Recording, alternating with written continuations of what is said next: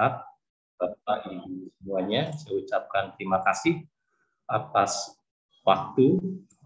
waktunya untuk dapat bergabung bersama kami di acara Ngopi Balai Penelitian Teknologi Mineral BRIN yang kelima, di mana acara ini merupakan agenda bulanan rutin yang dilakukan oleh BPTM BRIN.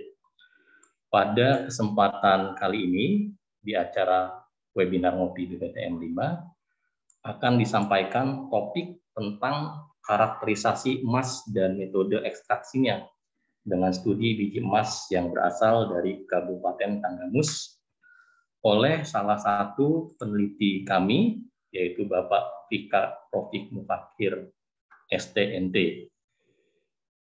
Ya, seperti kita ketahui bahwa logam emas ini adalah salah satu logam mulia yang menjadi idola bagi para ibu-ibu khususnya, karena logam mulia ini dapat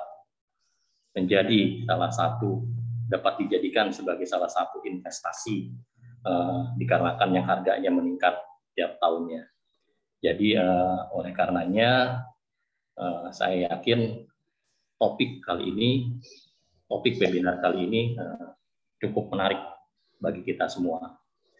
Sebelum kita mulai acara webinar kali ini, izinkan saya untuk menyampaikan biodata dari presenter, yaitu Bapak Fika Mufakhir, lahir di Kabupaten Cianjur, Provinsi Jawa Barat, menyelesaikan pendidikan S1 di jurusan Teknik Metalurgi Texmaco, dan S2-nya di jurusan Rekayasa Pertambangan ITB. Saat ini beliau bekerja di Balai Penelitian Teknologi Mineral BRIN yang berlokasi di Lampung Selatan, Provinsi Lampung, sebagai peneliti muda di bidang metalurgi proses. Beliau juga saat ini menjabat sebagai subkoordinator program dan juga koordinator kelompok penelitian hidrometeorologi. Beberapa pengalaman penelitian yang telah dilakukan diantaranya adalah pengolahan mineral primer seperti biji besi, biji mangan, biji emas, dan lain sebagainya. Serta sedang mencoba melakukan pengolahan dan ekstraksi logam berharga dari sumber daya sekunder seperti terak ferronikel, e-waste, baterai, fly ash dari batu bara, dan lain sebagainya. Selain itu, beliau juga terlibat dalam penelitian monitoring dan pengelolaan limbah merkuri. Sampai dengan saat ini, telah memiliki beberapa publikasi nasional dan internasional serta paten.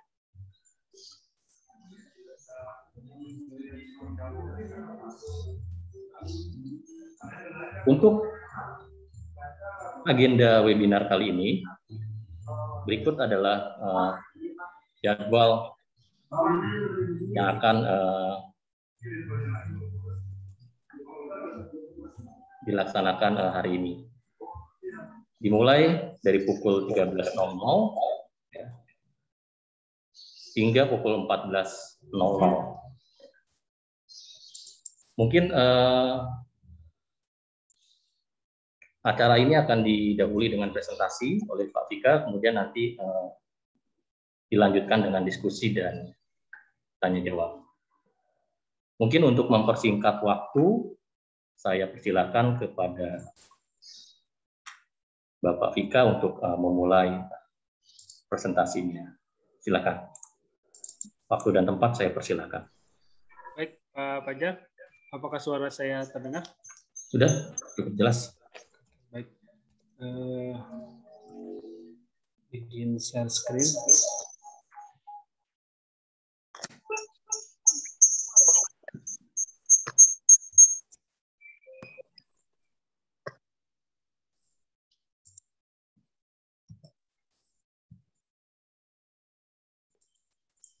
Oh iya, bagi yang ingin menyampaikan pertanyaan, mungkin bisa ditulis di kolom chat atau melakukan raise hand.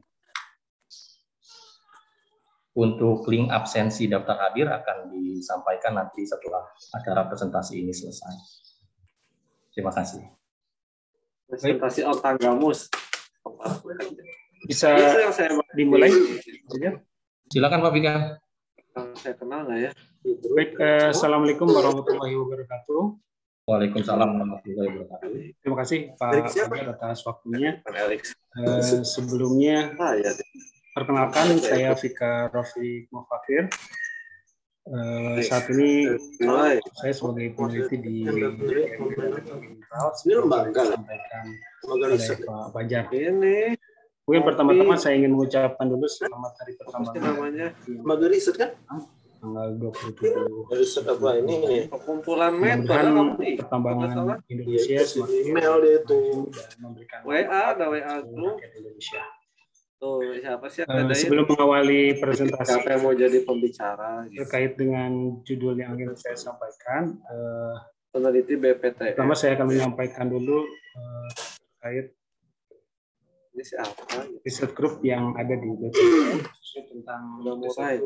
hidroelektrometeorologi.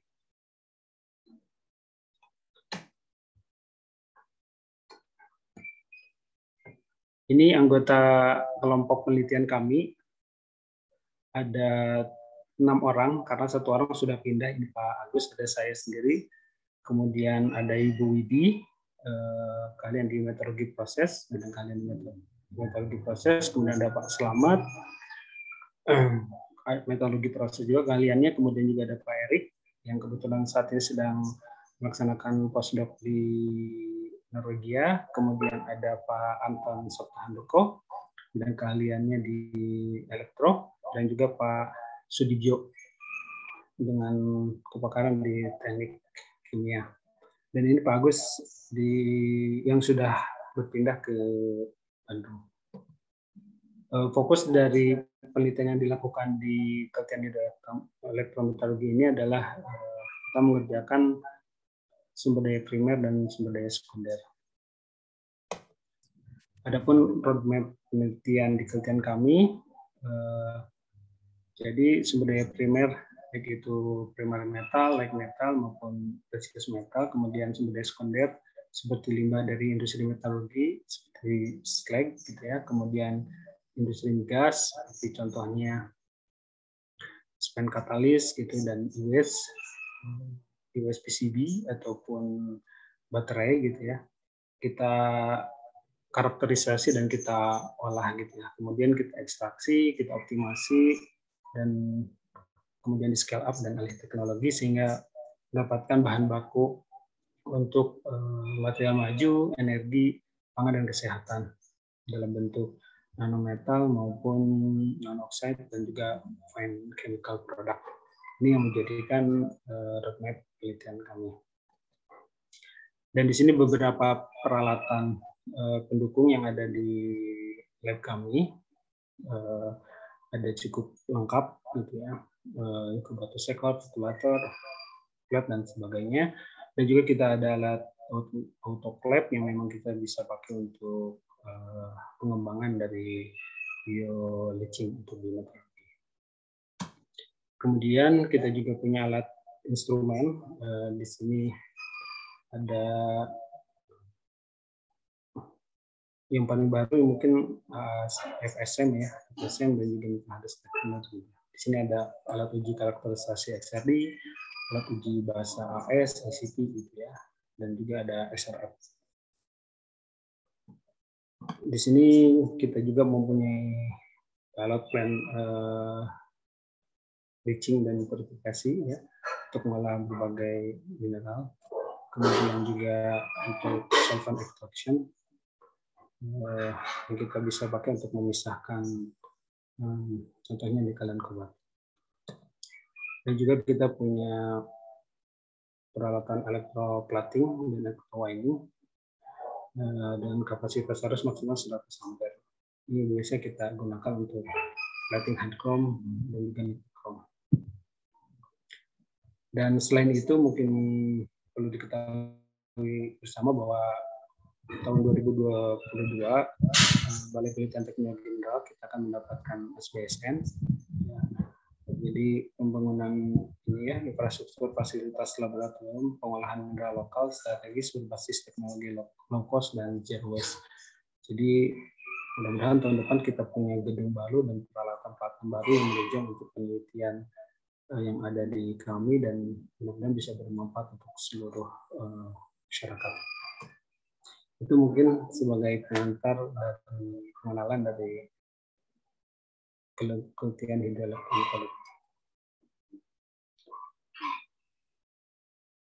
Baik, selanjutnya terkait materi.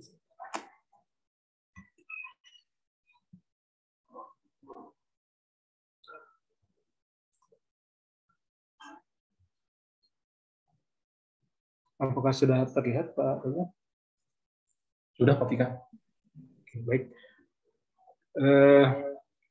Saat ini saya akan coba menyampaikan terkait judul karakterisasi emas dan ekstraksi prosesnya ya. Mungkin di sini ekstraksi prosesnya tahapannya tahapan preliminary ya. Gitu ya. Untuk kasus uji dari biji setang gabus. Penelitian ini dibantu oleh mahasiswa dari Unila, jurusan Kimia Unila dan juga jurusan Teknik Metalurgi Untirta.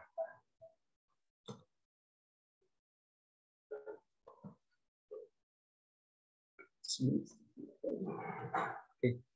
Ini outline yang akan saya sampaikan terkait pendahuluan, bahan metode, hasil dan pembahasan. Ini akan nanti lebih banyak membahas karakterisasi biji emas dan juga diagnostic tracing menggunakan berbagai reagen dan juga pelindian dengan menggunakan cyanida, yaitu dengan menggunakan thiourea dan thiocyanat. Yang terakhir kesimpulan. Gambar ini menunjukkan gambar tambang emas yang ada di Pongkor. Ini tambang yang cukup bersejarah untuk Indonesia, gitu ya. Dan sepertinya memang karena depositnya sudah mulai habis dan rencana seingat saya dan setahu saya ini akan dijadikan lokasi museum. Mudah-mudahan kita nanti bisa mendapatkan atau memiliki tambang-tambang emas lain yang sama baiknya dengan yang di Pongkor. Sebagaimana yang kita ketahui bersama bahwa ternyata Indonesia cukup kaya akan sumber daya mineral, khususnya emas. Bisa lihat di sini dari Sabang sampai Merauke, hampir seluruh pulau di Indonesia ini memiliki potensi sumber daya emas. Menurut neraca tahun 2019 dari Badan Geologi SDM, cadangan biji emas terkira itu untuk jenis emas primer sebesar hampir 2 miliar lebih. Kemudian emas aluvial ini sekitar 51 juta ton. Jadi cukup banyak dan mungkin ketika eksplorasi ini terus dilakukan bisa saja status ini bisa berubah dan bisa meningkat. Dan bila dilihat dari cadangan logam emasnya terkira untuk emas primer yaitu sekitar 1.580 ton dan emas aluvialnya 115 ton. Sebagaimana kita ketahui bahwa memang tipikalnya emas ini terdiri dari emas aluvial dan emas primer ya. Emas aluvial itu seperti ini. Emas primer itu seperti ini, artinya dia memang berada di urat-urat silika gitu. Kemudian kalau untuk emas primernya dia memang sudah terlepas akibat proses erosi maupun degradasi dari mineral primernya. Apabila lihat dari turunan dari produk emas itu seperti yang sudah disampaikan oleh Pak Panja bahwa cukup banyak aplikasinya selain untuk perhiasan juga untuk perangkat elektronik, khususnya komponen yang sangat penting yaitu ini ya IC ya, prosesor.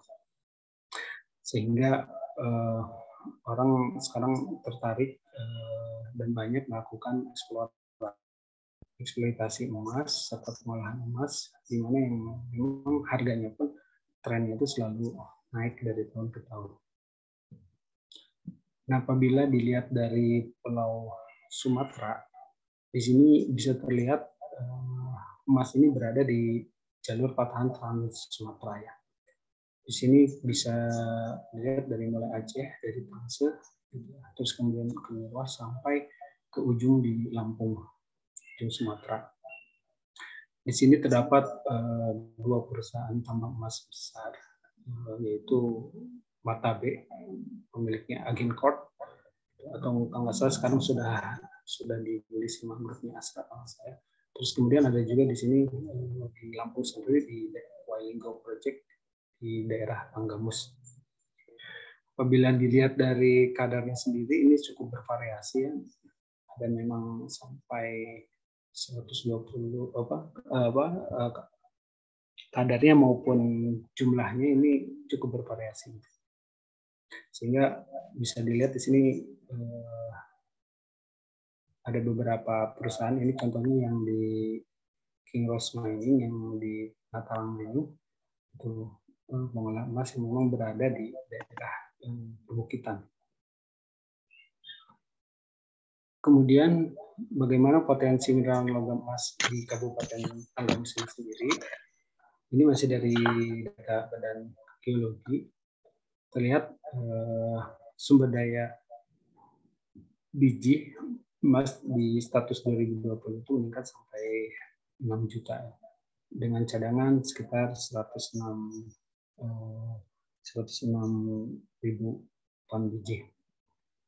Di sini ada 2 perusahaan yang memang cukup terkenal dan juga cukup besar. Yang pertama adalah PT Natalang Mining, salah satu grupnya dari Kinross tadi,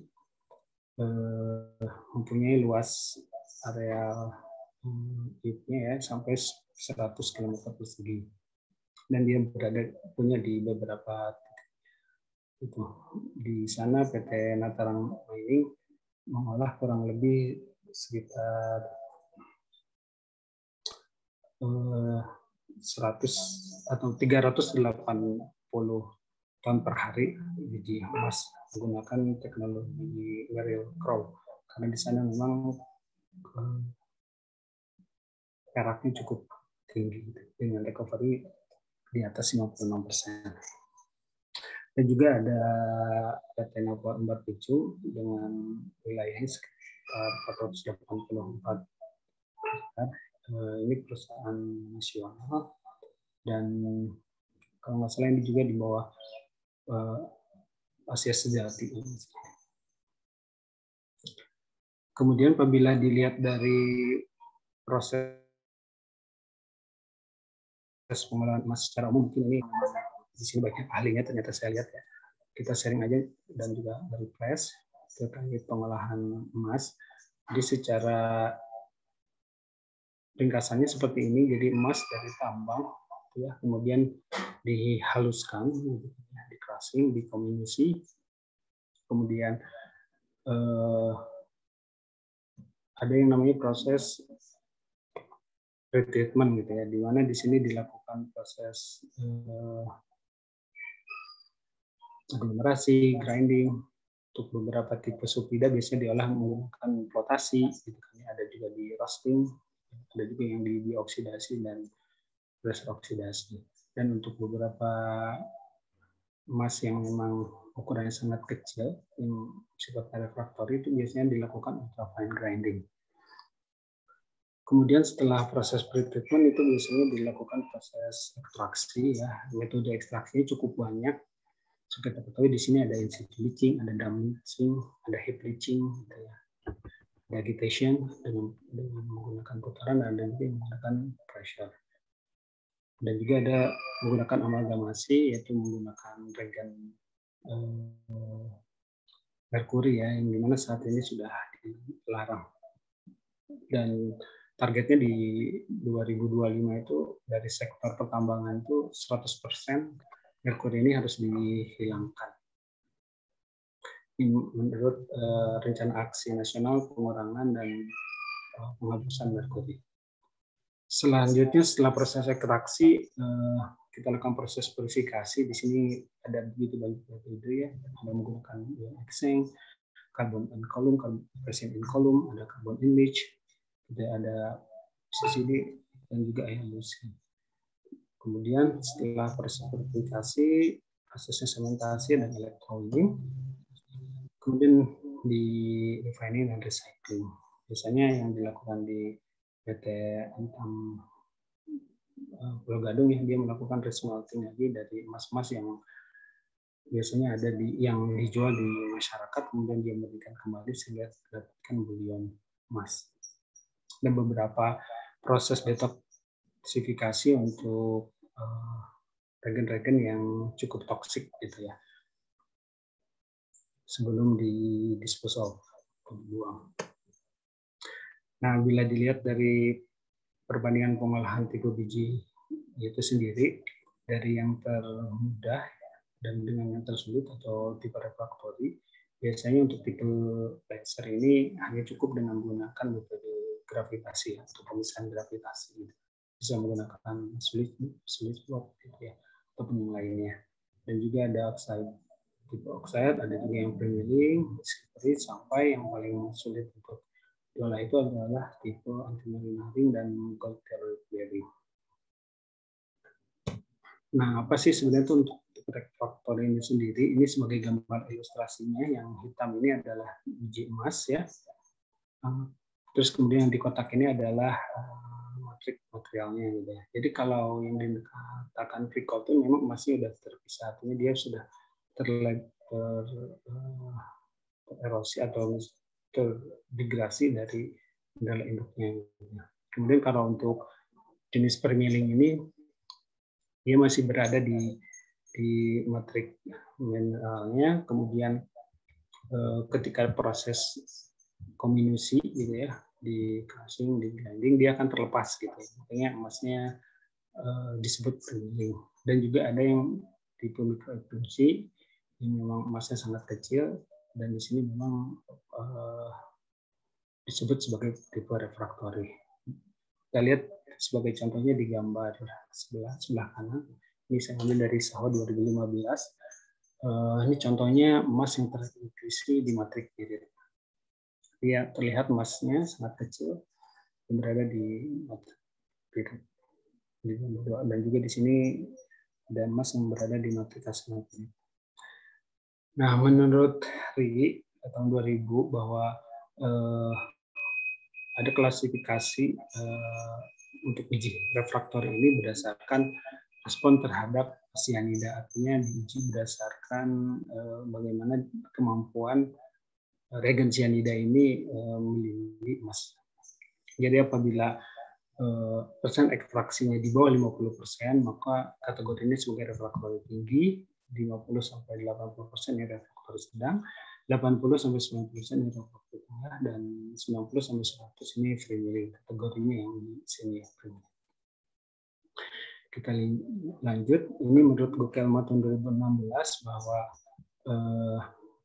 sebagaimana kita ketahui ini ada begitu banyak regen yang digunakan untuk bisa melindungi emas atau biji emas, namun masing-masing mempunyai karakter, kelebihan dan juga kekurangannya. Seperti misalkan contoh pertama sianida. Sianida ini mempunyai tingkat toxicity yang cukup tinggi, gitu. Namun dia keuntungannya itu dissolution rate-nya itu sangat tinggi, sehingga ini banyak digunakan di industri pertambangan emas gitu kan ya. Namun kekurangannya ya ini masalah lingkungan gitu ya, karena memang sangat beracun. Untuk di industri memang cukup baik penanganan limbahnya ini sendiri, sehingga aman dan tidak terlalu bermasalah di lingkungan. Mungkin kalau misalkan digunakan bila tidak tepat, ini akan bahaya. Kemudian juga ada aquaregia, ini mungkin biasanya kita gunakan untuk digest untuk sampel preparation ya, gitu. Jadi ini memang nggak visible dan nggak bisa digunakan skala industri juga. Kemudian juga ada bromine, ada ioden, di mana toxicity-nya sangat rendah, namun memiliki dissolusi yang cukup tinggi ya. Namun kalau kekurangannya adalah harganya cukup mahal. Selanjutnya ini ada yang menarik, itu penggunaan tioligan ini ada tiocyanat, tiosulfat, tiurea, di mana toxicity-nya ini sangat levelnya medium lah gitu ya. Dan di sini keuntungannya itu ya bisa di recycle, lebih murah, dan juga ada proven teknologi. Ini kan proven teknologi. Namun tetap ada kekurangannya. Ya di sini ada yang menurut Gokelma ini tidak visible katanya. Kemudian sumber daya terbatas untuk tiocyanat. Kalau tiosulfat ini katanya detoksifikasi, biaya detektifnya cukup tinggi, dan konsumsi regennya tinggi. Dan untuk diurea, nah ini dia melarutkan selain daripada emas juga gitu ya, dan melarutkan logam-logam baik. Ini terakhir memang ini di Indonesia masih belum banyak, yang saya tahu sih memang sering atau sudah dilakukan di ITB ya, di Bu Didi ya, banyak mahasiswanya yang sudah melakukan penelitian menggunakan bakteria untuk mengolah atau bioksidasi dari biji emasnya. Kelebihannya mengurangi konsumsi regen ya. Leaching-nya juga lumayan tinggi, namun ya karena memang menggunakan bakteri jadi reaksinya cukup lambat dan cukup sulit untuk dikontrol. Nah, kalau dilihat dari formulanya, reaksinya dan juga nilai recovery dari berbagai regen ini, menurut Kokelma ini hampir semuanya memberikan recovery yang tinggi ya. Tinggal nanti kita bagaimana menentukan regen mana yang menurut kita lebih menguntungkan. Apabila dilihat dari perbandingan harga ya, ini saya ngambil dari beberapa toko online gitu kan ya, untuk per 1 kilogram regen itu sendiri dilihat memang sudah dilihat ini cukup mahal ya, gitu ya harganya. Dan juga merkuri yang sekarang masih dipakai walaupun sudah dilarang, tapi ternyata ini masih dijual bebas juga di mana, di toko online gitu ya, dan harganya pun cukup mahal ya, sekitar 550.000 ya per kilonya itu. Kemasannya cukup kecil karena memang density dari merkurinya cukup besar gitu.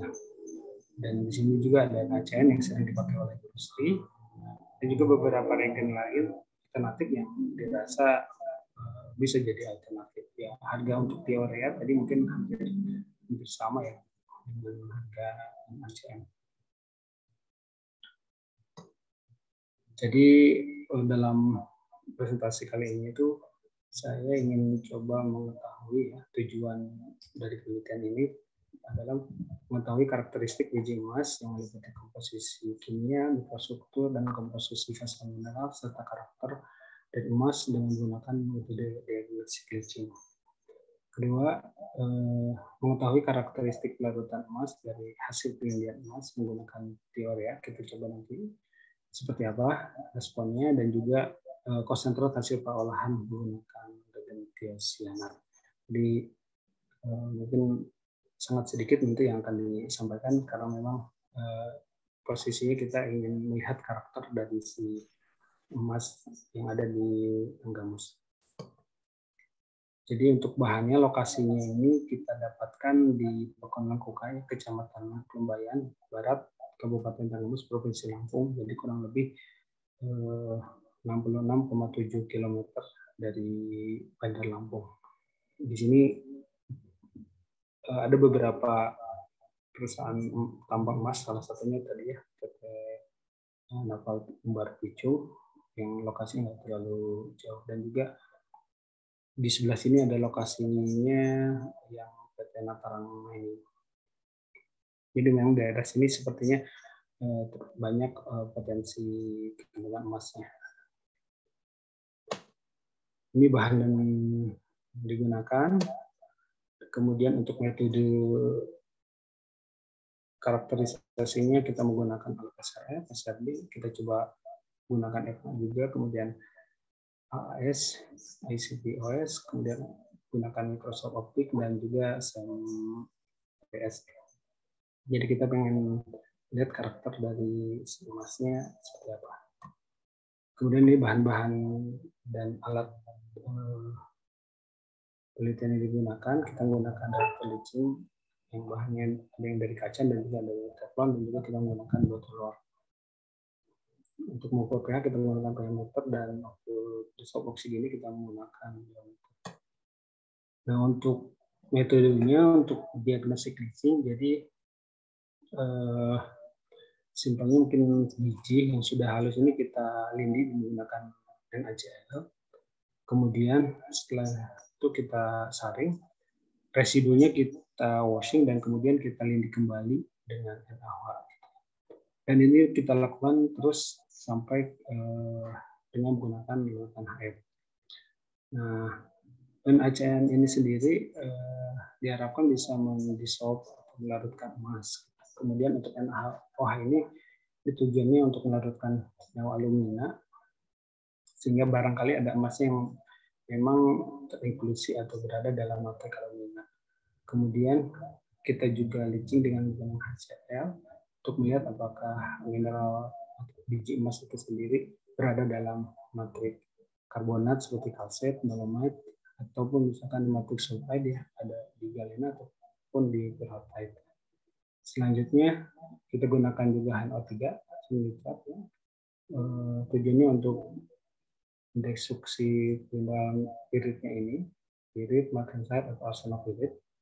Ya, nanti kita akan melihat mineralnya ada apa sih, sehingga emas itu bisa terbuka. Dan yang terakhir adalah kita menggunakan hidrogen fluoride untuk destruksi mineral silikatnya. Ini parameter-parameter yang kita lakukan selama percobaan. Nah, kemudian untuk metode pelindian TiOrea dan tiosianatnya, jadi biji kita kombinasi, kemudian kita sampling, kita keringkan, dan kita screening. Dari hasil sini kita karakterisasi, gitu ya. Ada juga yang dari biji ini kita karakterisasi menggunakan mikroskop, saya menggunakan, dan juga karakterisasi untuk sampel halusnya menggunakan SRD, SRF, RSI, dan lain-lain.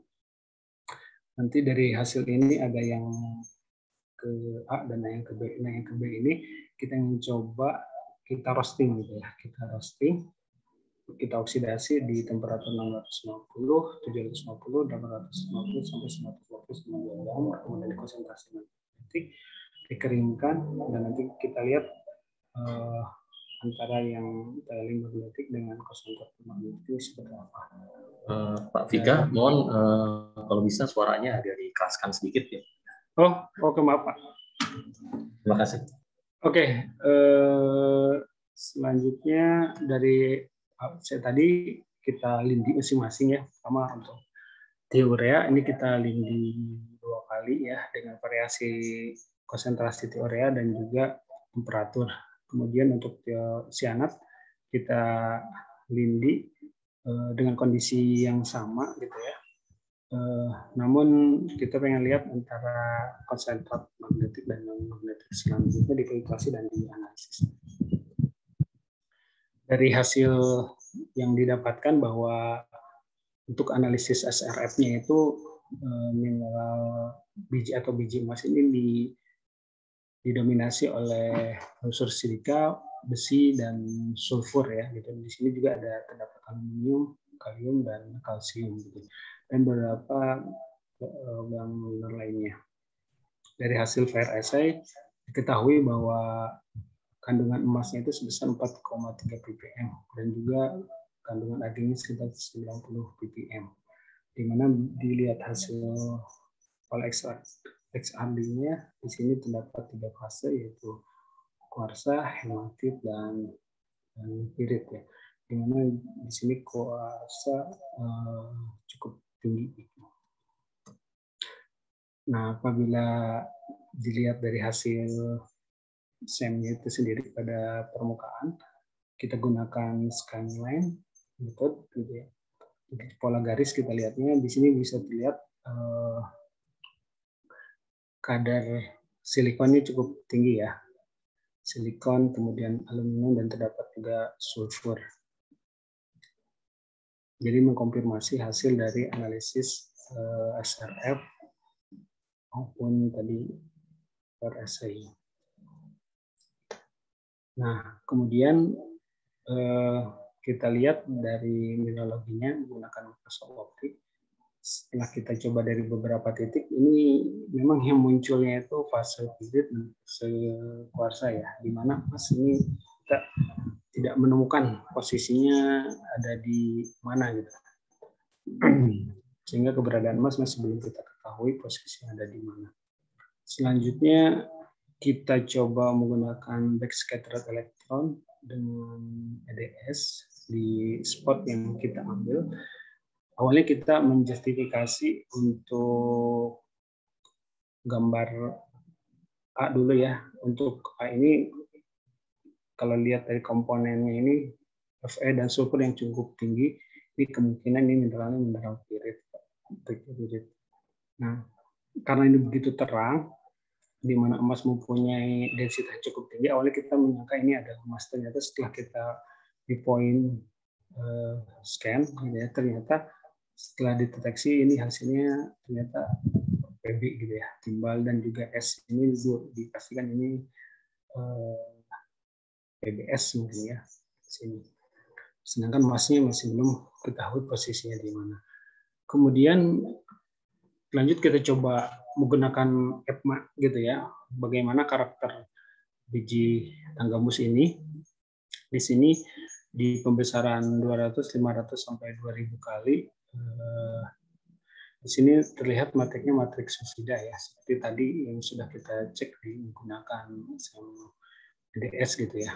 Tapi dari gambar 1 maupun gambar 2 ini belum terlihat adanya emas gitu ya, malah mengkonfirmasi keberadaan dari PB maupun arsenik nugget ya, seperti di yang warna hijau dan juga ini ya.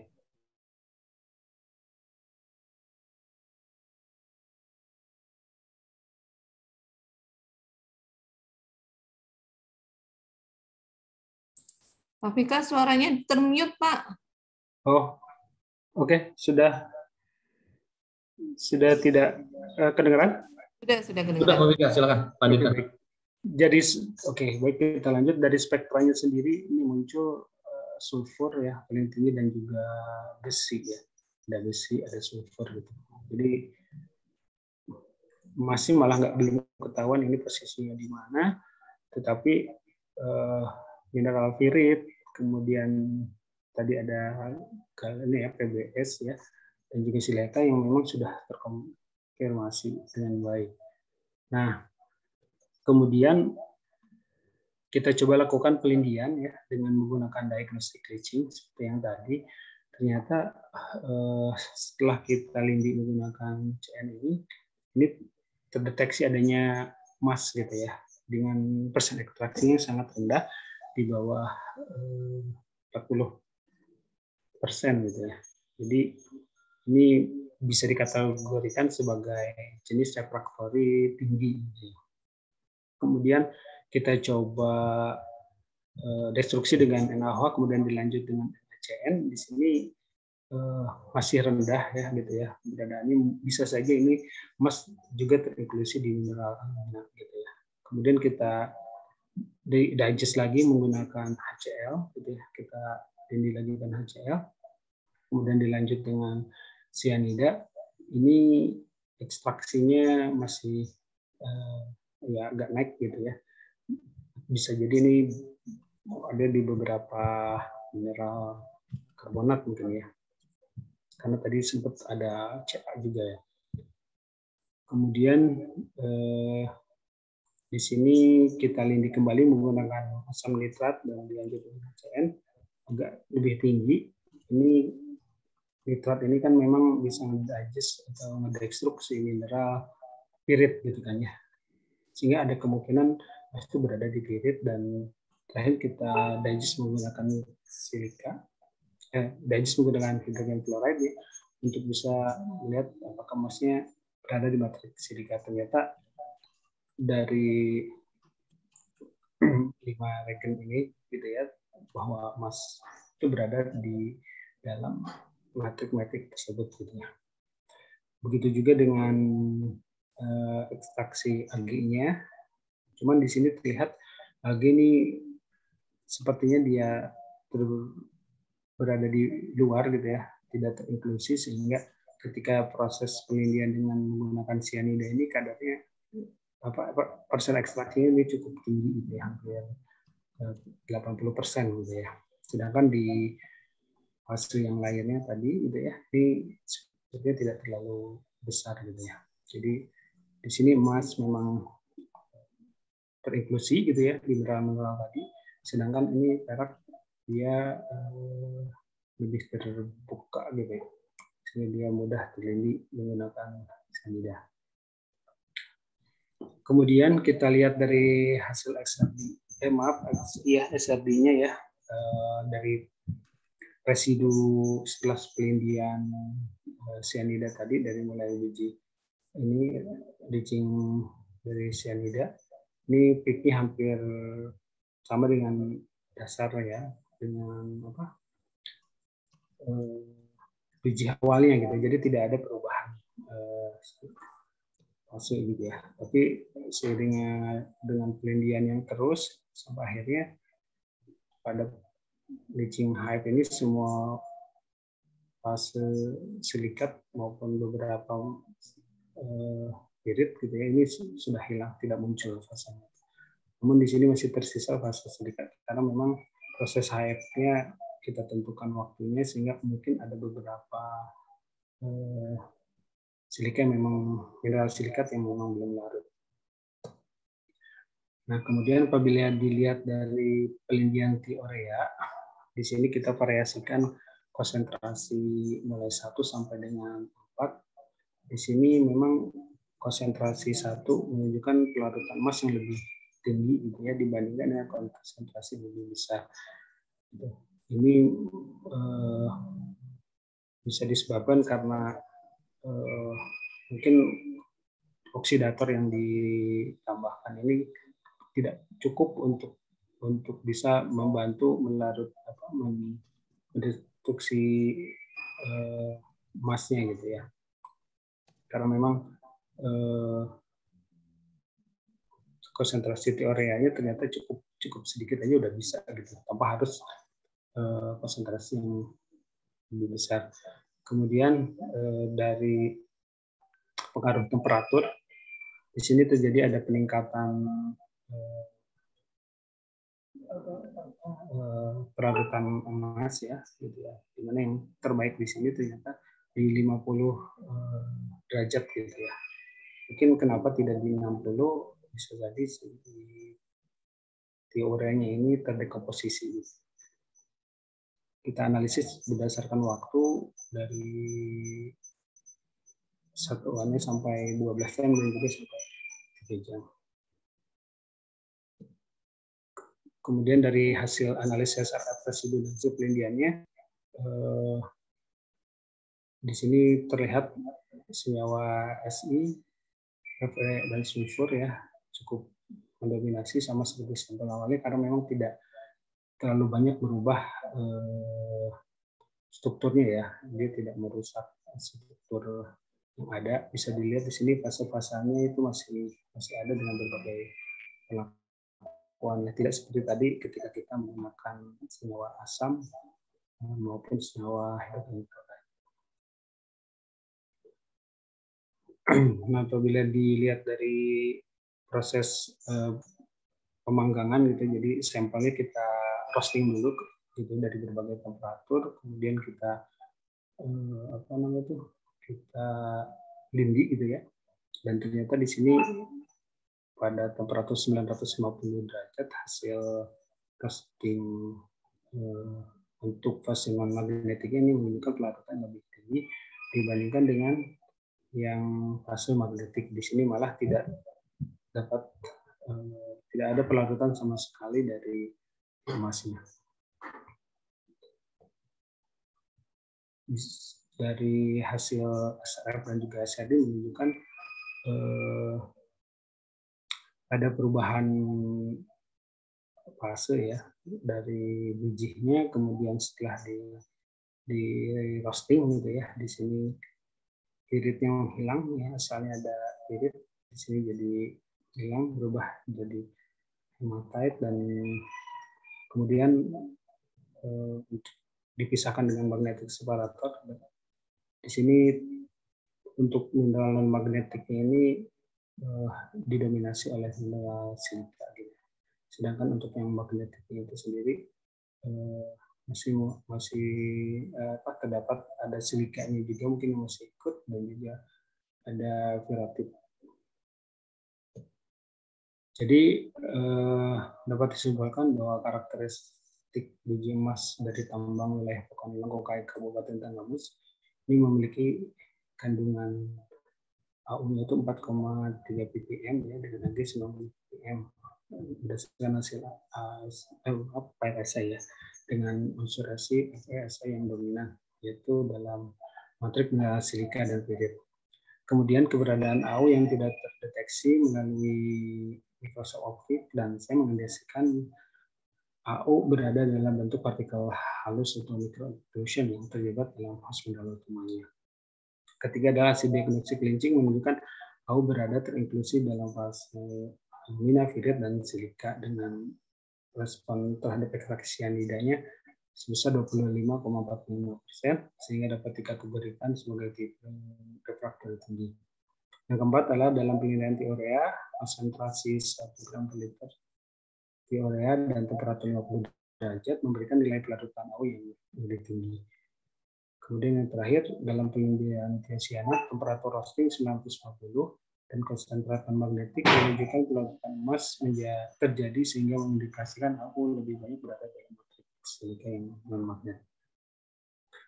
Adapun saran untuk penelitian berikutnya adalah diperlukan atau dicoba analisis fotografi ini dengan metode sayatan tipis sehingga keberadaan AU mungkin dapat terlihat atau terdeteksi keberadaannya.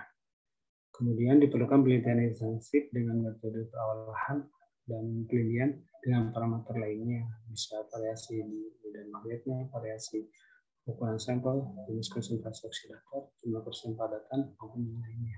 Dan serta mungkin perlu dicoba ya penggunaan radon LS maksudnya tiosulfat. Itu saja mungkin Pak Fajar. Terima kasih. Kembali. Ya, terima kasih banyak Pak Fika atas presentasinya, cukup menarik menurut saya. Ya. Jadi memang selama ini umumnya pengolahan biji emas menggunakan merkuri, sianid ataupun aquaregia. Namun karena risikonya yang sangat tinggi bagi lingkungan, jadi kami peneliti dari BPTN LIPI mencoba untuk mengolah biji emas dengan menggunakan reagen lainnya yang tingkat toksisitasnya terhadap lingkungan tidak terlalu tinggi, di mana Pak Fika dan tim mencoba untuk mengekstrak biji emas tersebut dengan menggunakan tiocyanat dan tiourea yang dilakukan pada biji tanggamus asal Provinsi Lampung. Cukup menarik menurut saya presentasinya, walaupun tadi disampaikan kadar biji emas tanggamus relatif sangat-sangat rendah, betul Pak Fika ya, hanya 4 ppm, betul ya Pak Fika ya? Saya nggak tahu apakah nilai 4 ppm ini cukup visible untuk diolah atau tidak, mungkin nanti bisa dijelaskan oleh Pak Fika. Tapi sebelumnya mungkin nanti saya akan mencoba untuk menyampaikan beberapa pertanyaan terlebih dahulu dari para peserta yang sudah menuliskan di kolom chat. Di sini ada 3 peserta yang mengajukan pertanyaan. Yang pertama yaitu dari Ibu atau Mbak Yuliana Sari. Pertanyaannya adalah, apakah ada industri pertambangan yang telah menerapkan teknologi ekstraksi emas ini dengan menggunakan reagen selain cyanida dan merkuri? Jika ada, tolong sebutkan industri mana saja yang sudah menerapkannya. Mungkin bisa langsung dijawab, Pak Fika, silakan. Ya, baik. Terima kasih Pak Fajar. Pertanyaan dari Ibu Yuliana Sari ya. Jadi untuk industri pengolahan emas menggunakan reagen non cyanida dan non merkuri untuk di Indonesia memang belum ada ya, belum ada. Tapi di beberapa wilayah, mungkin saya akan share screen aja ya, karena ini saya siapkan. Jadi di Nevada ini ya, di perusahaan Barrick ini merupakan perusahaan pertama yang memang mengolah emas gitu ya, menggunakan regen non sianida, yaitu mereka menggunakan tiosulfat gitu ya. Di mana mereka memulai pembangunan di tahun 2009 ya, dan kemudian mereka menguji proses dari skala lab gitu ya, sampai akhirnya mereka membangun demonstration plan gitu ya, pada tahun 2015 seluruh fasilitasnya itu bisa berjalan gitu. Nah, apa yang mereka olah, ternyata mereka mengolah kompleks sulfur karbon gitu ya.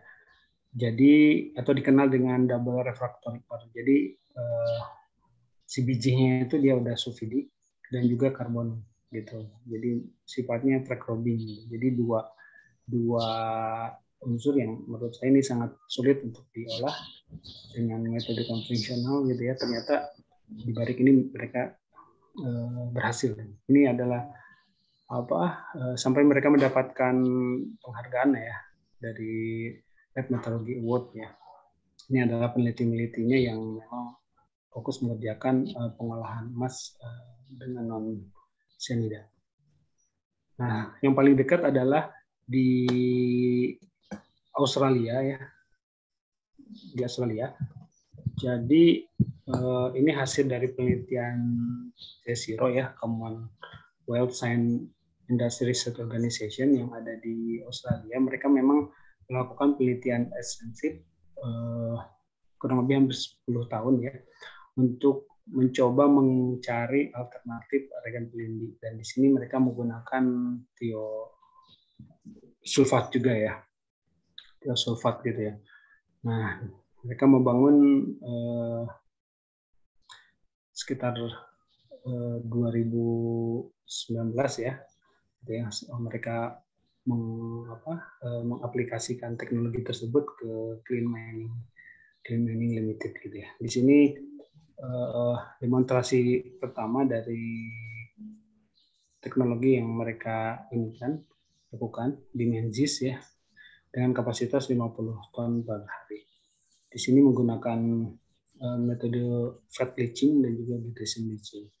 Dan di sebelah kanan ini adalah produk pertama mereka menggunakan regen non sianida gitu. Jadi mereka mencetak emas dengan logo Sairo ini gitu ya. Dan yang agak menarik ini menurut klaim mereka gitu ya, bahwa tipikal sianida ini untuk proses pengolahannya itu sampai 30 juta dolar gitu ya. Sedangkan yang mereka tawarkan ini capital investment-nya itu hanya 2 sampai 2,5 juta. Jadi ini sangat menarik ya. Teknologi yang mereka sudah kembangkan. Saya kira sih harusnya kita juga bisa ya dengan teknologi seperti ini. Mungkin itu Pak Fajar. Oke, baik. Terima kasih Pak Vika atas jawabannya untuk pertanyaan Ibu Willy tadi. Sebelumnya saya ingin menginformasikan pada peserta bahwa link daftar hadir sudah saya bagikan di kolom chat. Jadi pada Bapak Ibu semuanya mohon untuk dapat mengisi daftar hadir tersebut. Informasi lainnya yang ingin saya sampaikan yaitu bahwa nanti pada akhir acara akan dibagikan 3 souvenir untuk peserta teraktif dalam webinar kali ini. Jadi seperti webinar-webinar sebelumnya, kami membagikan souvenir pada akhir dari acara webinar ini. Mungkin untuk selanjutnya, untuk pertanyaan yang kedua, itu disampaikan oleh Bapak Billy. Leaching dengan sianida konsentrasi berapa? Karena kalau kita lihat tadi sianida hasil ekstraksi dari penggunaan sianida terhadap biji emas itu tidak begitu tinggi, yang kurang lebih sekitar 20% ya. Waktunya berapa lama proses leaching yang dilakukan?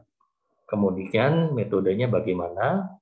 Particle size-nya berapa? Oke.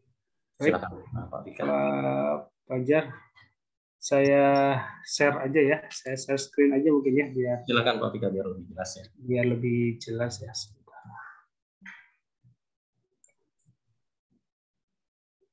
Jadi untuk metode diagnostik leaching ini kita menggunakan parameter pertama untuk ukuran partikelnya itu P80 ya, itu sekitar 50 mikron ya.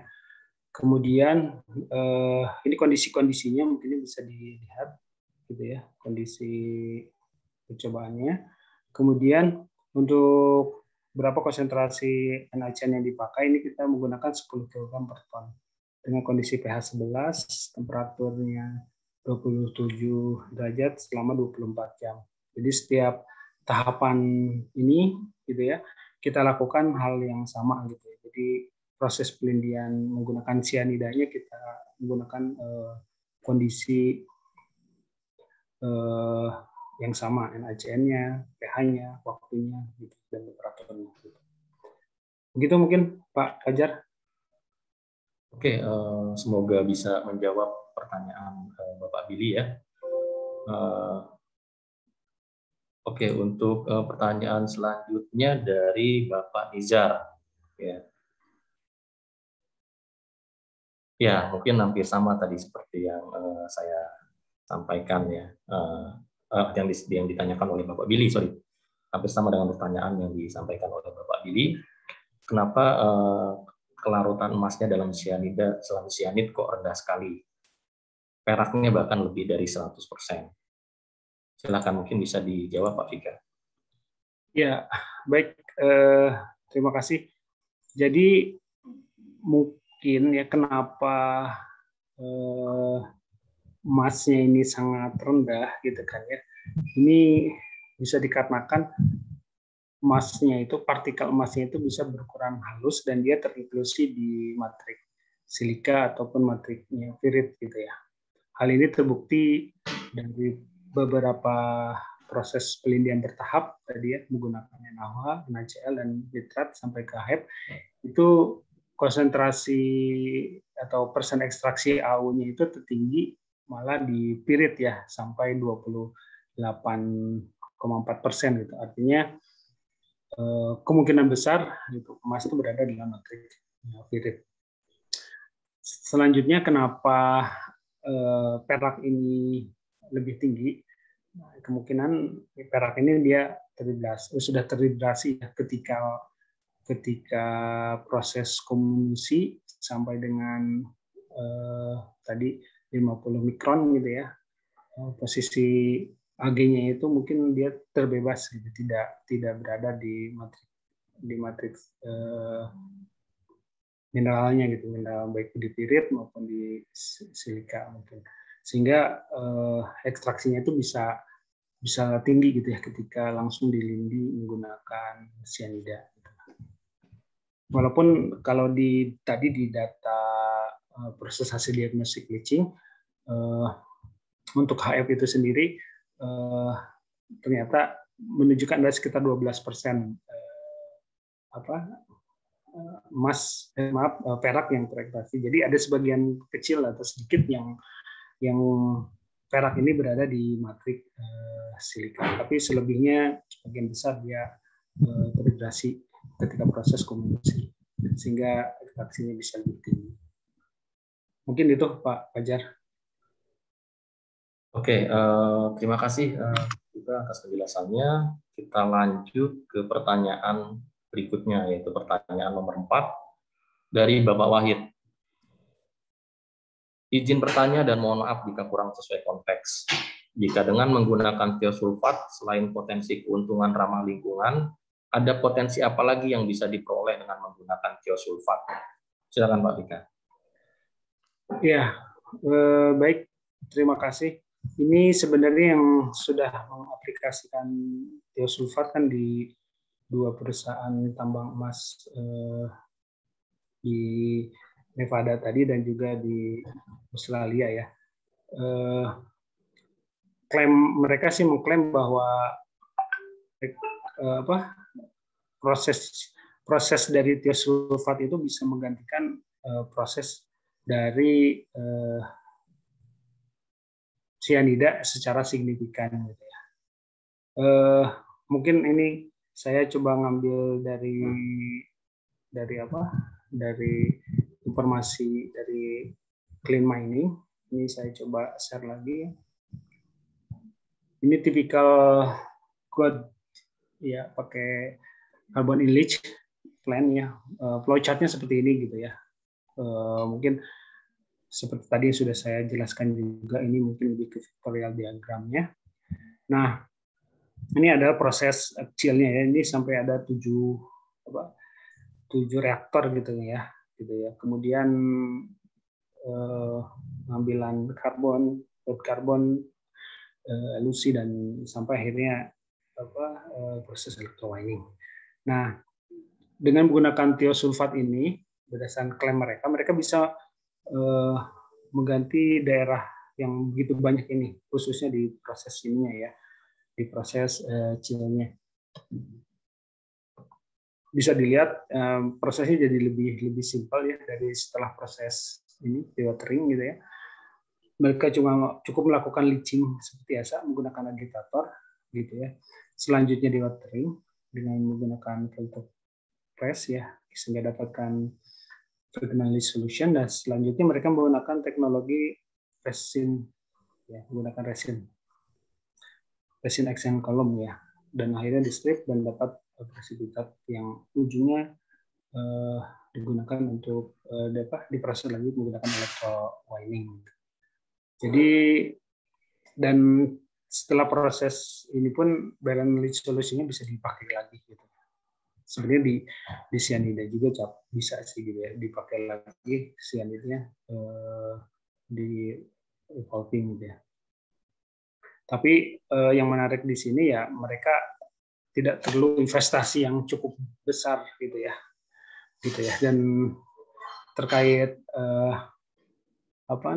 limbahnya itu sendiri gitu ya, di sini tidak ada proses detoksifikasi gitu ya. Jadi cukup setelah limbah padatnya, maksud saya limbah padatnya ini di washing dan di watering, selanjutnya itu dia disimpan di dry tailing storage.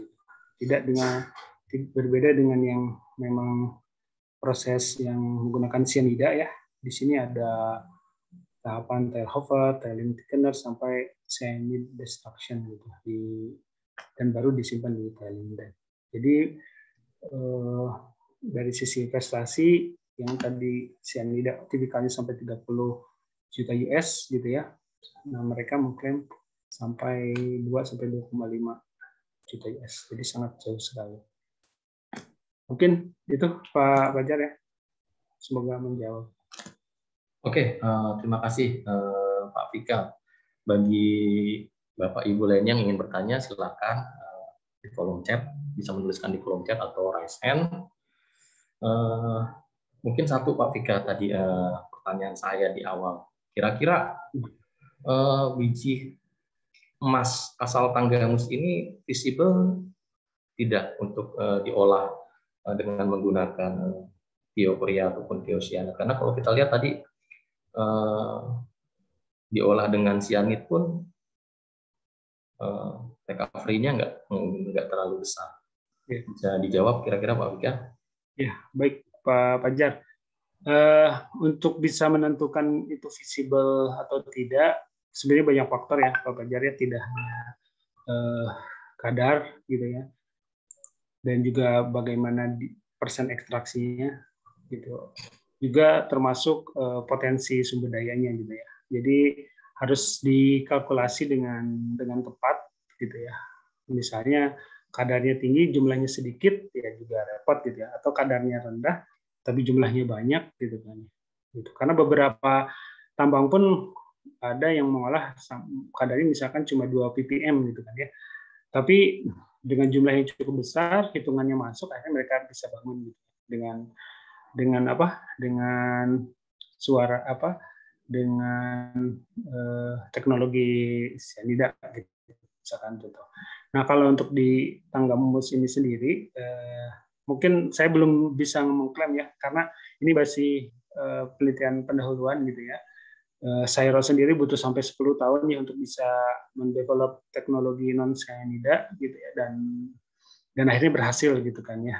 Gitu. Saya sih berharap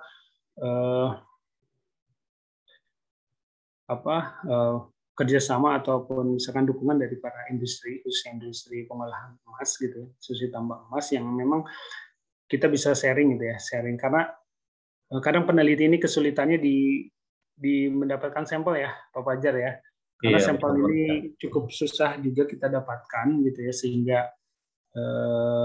kita memang hanya bisa mengakses ya biji-biji emas yang memang bisa kita teliti gitu ya. Dan kita sih berharap memang kalau memang ada industri tambang emas yang memang concern ingin mencari alternatif regen tadi gitu ya, karena tadi sudah terbukti juga gitu ya, itu tentu kami sangat senang gitu ya. Dan kita bisa lakukan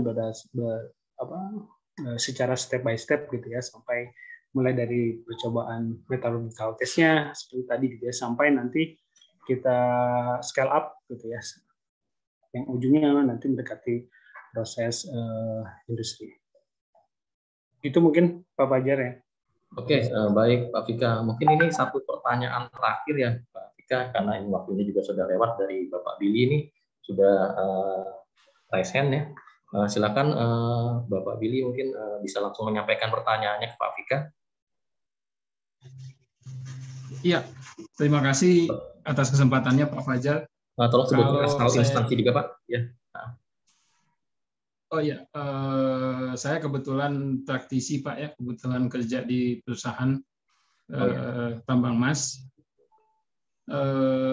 Kalau menurut pengalaman di lapangan Pak ya, biasanya kita itu kalau essay-nya sudah menggunakan aqua regia, recovery-nya itu biasanya bisa sampai 80 sampai 90 Pak. Jadi kan saya melihat tadi yang pertama itu 25% hanya dengan cyanida. Saya ada pendapat sepertinya ini waktu leachingnya yang kurang. Karena ternyata setelah di leaching dengan HCl dan HCN itu bisa naik juga. Itu pendapat saya yang pertama. Terus juga soal masalah ekonomis atau tidak, sebagai gambaran aja, setahu saya di Indonesia pun ada proses heap leach seperti yang dilakukan oleh J Resources itu, mereka cut off grade-nya sampai 0,15 gram per ton. Jadi kalau dengan grade 4 gram per ton dengan recovery 25% pun itu sudah mendapatkan 1 gram per ton. Sudah harusnya cukup ekonomis ya, kecuali ada permasalahan stripping rate-nya yang tinggi. Tapi kalau stripping rate-nya tidak tinggi, harusnya cukup ekonomis karena heap leach itu banyak yang mengolah di bawah 1 gram per ton. Ya, mungkin hanya sekedar pendapat aja Pak. Ya. Baik, terima kasih Pak Billy. Ini dari lokasinya di mana Pak? Dari perusahaan mana Pak? Saya kebetulan saat ini di Mongolia Pak. Oh, di Mongolia ya? Di satu tambang kecil. Ya, di sana bijinya apa Pak? Tipe bijinya apa Pak di sana? Di sini oksida aja yang kita olah Pak. Oh, oksida. Oke. Oksida. Iya. Biji oxide aja. Oksida. Iya. Baik, terima kasih Pak Billy atas masukannya. Memang kita coba run ini hanya 24 jam ya. Sebenarnya beberapa tipikal, saya nggak tahu kalau di sana sampai berapa jam Pak untuk yang tipe oxide Pak? Kebetulan sih kalau ini yang saya kerja sekarang kan heap leach. Oh, heap leach. Kalau heap leach, iya heap leach Pak. Oh, okay. Kalau CIL biasanya sih bisa ya sampai 24, 36 sampai mungkin yang lama itu 48 jam yang sudah paling lama biasanya yang tahu. Ya. Iya. Oke, di sana heap leach ya. Jadi memang kita sebenarnya nge-repair juga sih untuk proses 24 jam ini ya, untuk proses cyanidasinya gitu ya. Tetapi memang Pak, karena ini ternyata tipenya ada sulfida gitu kan ya. Jadi dia ada ferritnya gitu ya. ada periodnya, gitu. Sehingga memang mempengaruhi terhadap konsentrasi si CN juga. Sebenarnya kita CN kita jaga gitu kan ya, konsentrasinya 10 kilogram per ton gitu ya. Tetapi memang Pak, itu kalau kami sih ngelihatnya ini gara-garanya emasnya terinklusi gitu ya. Karena tadi dari beberapa karakterisasi menggunakan berbagai alat analisis gitu ya, itu tidak terlihat adanya emas gitu. Tetapi mungkin nanti kita coba Pak, kalau misalkan sampai mungkin 48 jam lah ya, itu terlama ya untuk proses agitation ini ya. Nanti kita coba Pak untuk tipe ini gitu ya, tipe yang dari Tanggamus ini menggunakan CN selama 48 jam, apakah dia memang bisa meningkat gitu kan ya, atau memang tetap stagnan di angka tadi kan sekitar 20 ya. Terima kasih Pak Billy nih. Juga bagus. Saran juga Pak, saran juga dicoba dites pakai glycine. Sekarang kita di sini lagi coba pakai glycine juga untuk menekan penggunaan cyanide. Kalau glycine yang saya tahu memang dipakai juga untuk copper sih Pak. Gitu biasanya glycine ini. Kita lagi join research dengan Curtin University MTS. Curtin, oke. Iya, glycine. Saya sekarang lagi jalan itu glycine. Dari botol hasilnya lumayan cukup bagus ya, mengurangi penggunaan cyanida. Gitu. Jadi di mix ya Pak ya? Di mix ya? Iya, di mix. Cyanidnya dikurangi daripada dosis yang sebelumnya, jadi 1/3 dari dosis sebelumnya, tapi ditambahin glycine sedikit. Menarik juga Pak. Boleh nanti kita coba, karena memang glycine ini kan senyawa organik ya, dan organik, betul. Organik, dan harganya juga saya rasa tidak terlalu mahal gitu ya, gitu. Dan dia mengurangi efek negatif dari cyanida juga mungkin Pak ya. Ya, betul. Yang saya tahu sih memang dia untuk dipakai buat tembaga gitu ya. Cuman mungkin nanti kita coba juga Pak ini untuk emas, mungkin apakah bisa 100% replace cyanide atau misalkan combine dengan regen yang non merkuri lainnya gitu kan ya. Apakah dengan tadi tiocianat, tiurea, atau tiosulfat, karena memang kadang kombinasi dua regen ini menghasilkan efek sinergisme yang baik Pak, dari keunggulan dari masing-masing regen, terus kemudian kelemahan masing-masing regen itu bisa saling mensubstitusi gitu, sehingga hasilnya bisa lebih optimal gitu ya. Gitu. Oke Pak, baik Pak, terima kasih Pak ini Pak Billy. Nanti kita coba ini ya pakai glisin ya. Ya. Selain di sana Pak, selain emas, apalagi Pak yang dikerjakan Pak? Di sini kebetulan rich silver juga, jadi emasnya sama silver berbanding 1/5 gitu, mungkin atau 1/6. Iya. Nanti recovery terakhirnya pakai apa Pak? Metode ini ya, Merrill-Crowe ya Pak ya, di sana. Iya, masih electrowinning bukan Merrill-Crowe. Electrowinning, jadi langsung electrowinning. ARL, jadi di Elution, terus lanjut dengan electrowinning. Elutionnya pakai AALL. Anglo American. American. Iya. Wah, menarik Pak. Emas sama. Tapi logam precious metal yang lainnya ada Pak di sana selain palladium itu? Saat ini.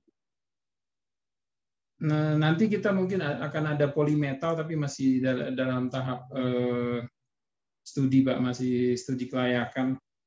Nanti ada polymetal, mungkin ada copper dan logam-logam lain, tapi masih studi kelayakan, mungkin 3-4 tahun lagi baru. Iya Pak, terima kasih Pak, sukses buat di sana Pak, setelah polymetalnya. Iya, makasih Pak. Iya. Pak, kapan-kapan kalau ke Indonesia Pak, main Pak ke Lampung Pak. Oh iya, iya, iya, iya Pak. Nanti mudah-mudahan COVID cepat selesai Iya, Pak. mudah-mudahan. Oke, baik. Terima kasih Pak Billy atas saran dan masukannya. Mungkin nanti diskusi lebih lanjut bisa dilakukan secara japri ya, Pak Vika, ya, mungkin via email atau via WhatsApp ya dengan Pak Billy ya. Iya. Ya, jadi karena waktu juga sudah lebih dari yang dijadwalkan, jadi untuk seksi diskusi dan pertanyaan untuk acara webinar hari ini kita cukupkan sekian. Namun sebelum acara ini kami tutup, saya mohon Bapak Ibu untuk dapat mengisi link untuk mengisi absen ya, yang di link yang sudah kami sediakan di kolom chat. Kemudian kami akan melakukan sesi dokumentasi ya. Jadi mohon Bapak Ibu untuk dapat membuka videonya agar kami dapat melakukan foto melalui screenshot dari layar monitor. Mohon kesediaan Bapak Ibu untuk membuka videonya. Ada 2 page di sini di layar monitor saya. Oke. Akan saya ambil screenshot sekarang untuk page 1, 1, 2, 3. Sebentar.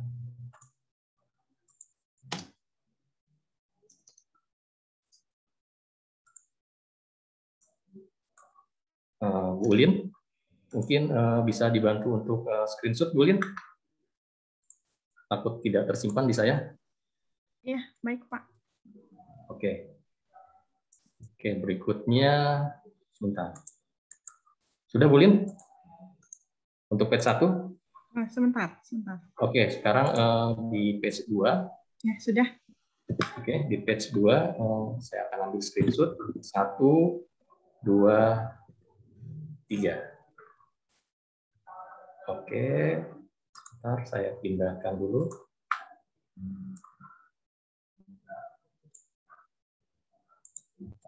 Oke, selesai.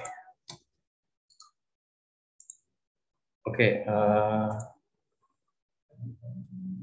saya ucapkan banyak terima kasih pada Bapak, Ibu, rekan-rekan semuanya yang sudah menyempatkan diri untuk hadir di acara webinar kali ini.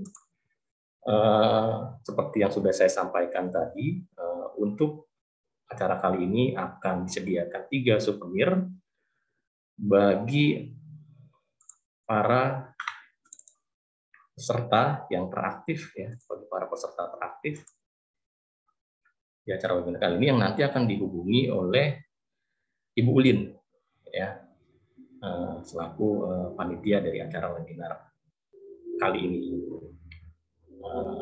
Mohon Ibu Ulin untuk dapat menghubungi para peserta teraktif dalam webinar kali ini. Untuk acara webinar kali ini kami cukupkan sekian, dan kami juga ingin menyampaikan atau mengumumkan bahwa acara Ngopi BPTM selanjutnya, yaitu Ngopi BPTM ke-6, itu akan dilaksanakan pada tanggal 28 Oktober 2021. Semoga Bapak, Ibu, dan rekan-rekan semua dapat bergabung kembali pada acara webinar kami di bulan depan, bulan berikutnya. Akhir kata, kami ucapkan banyak terima kasih sekali lagi. Salam sehat. Semoga Bapak-bapak dan Ibu-ibu serta rekan-rekan semuanya selalu berada dalam lindungan Tuhan Yang Maha Esa. Saya akhiri, wabillahi taufiq wal hidayah. Wassalamualaikum warahmatullahi wabarakatuh. Waalaikumsalam warahmatullahi wabarakatuh. Ya, terima kasih Pak Fajar, terima kasih Bapak Ibu semua. Terima kasih Pak Billy.